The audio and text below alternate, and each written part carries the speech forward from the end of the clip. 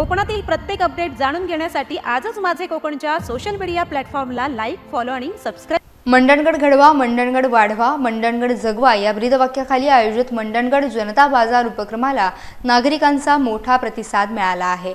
रविवारी little lords international activity centre Shivajinagar येथे सामाजिक आर्थिक विकासाचा उपक्रम मोठ्या उत्साहात पार पडला. यावेळी मंडणगड जनता बाजार, Mahatma Gandhi library, study room तसेच लिटिल लॉर्ड्स ॲक्टिव्हिटी सेंटर एकत्रित उद्घाटन मान्यवरांच्या हस्ते करण्यात आले. कार्यक्रमात बोलताना मान्यवरांनी स्थलांतर थांबवून गावातच रोजगार आणि व्यवसाय उभारण्याचे आवाहन केले.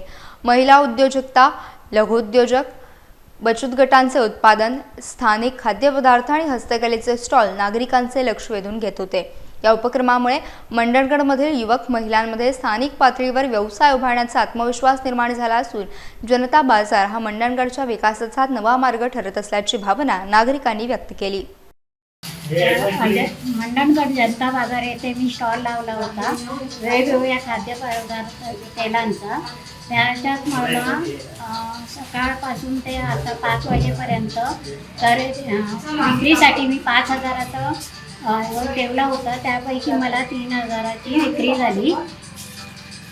आणि असंच मला माझ्या स्टॉलला येऊन भेट देणे आणि माझा स्टॉलचा तेलाचा तेल विक्रीसाठी सहकार्य करावे. माझ्या स्टॉलचे नाव आहे भोसले मंडणगड भोसले कलेक्शन. मी 5,000चा माल आणलेला, 2,500 माझा प्रॉफिट झाला. आणि तसेच सगळ्यांनी 14 लोक माझ्या माल घेऊन गेले. तर असंच सगळ्यांनी सहकार्य करा, सगळ्यांनी या, हेच आमची नम्र विनंती.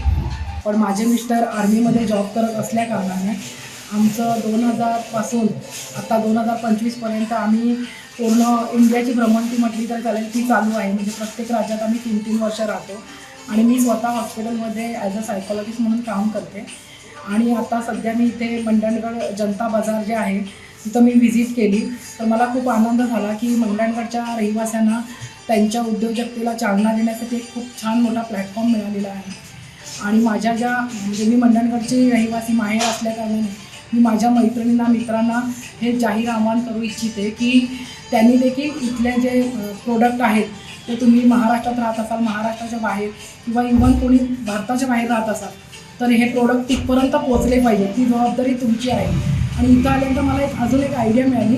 म्हणजे मी पहिले अमृतसरला राहत होते आता मागील 3 वर्षापूर्वी, आणि आता 3 महिने झाले मी गुवाहाटीला राहते, आसामला.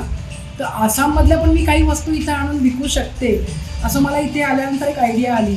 आणि त्या वस्तू लोकांना मिळू शकतात. आणि इथल्या माझ्या काही मैत्रिणी आहेत ते ज्या विकत आहेत, म्हणजे खूप छान कमी रेटमध्ये वस्तू आहेत. आणि त्यांनी बनवलेले पण काही काही कानातले, गळ्यातले, पापड, लोणची, बरंच काही काही आलेलं आहे. तर ते मी इथून तिकडे कसे नेऊ शकते असं मी मगाचपासून फिरते, तर माझा तो विचार चालू आहे.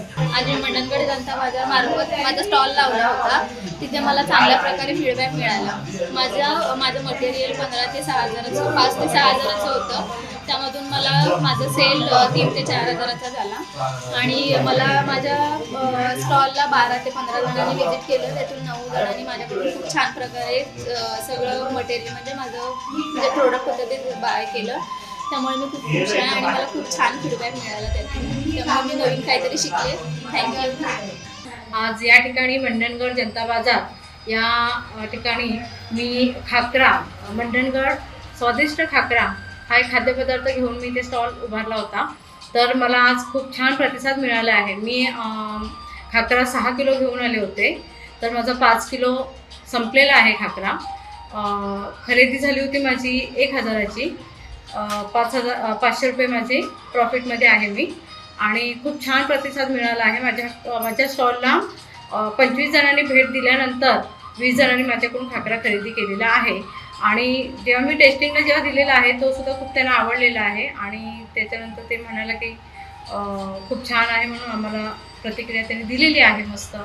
आणि मी एक मंडणगडवाल्यांना असंच एक आव्हान देऊ शकते किंवा मी एक विनंती करते की आमच्या या स्टॉलला, आमच्या ह्या मेहनतीला तुम्ही एकदा प्रत्यक्ष भेट द्या आणि आम्हाला एक सहकार्य करा.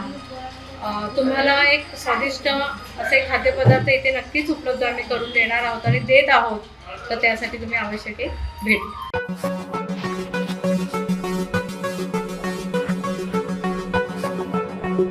द्या.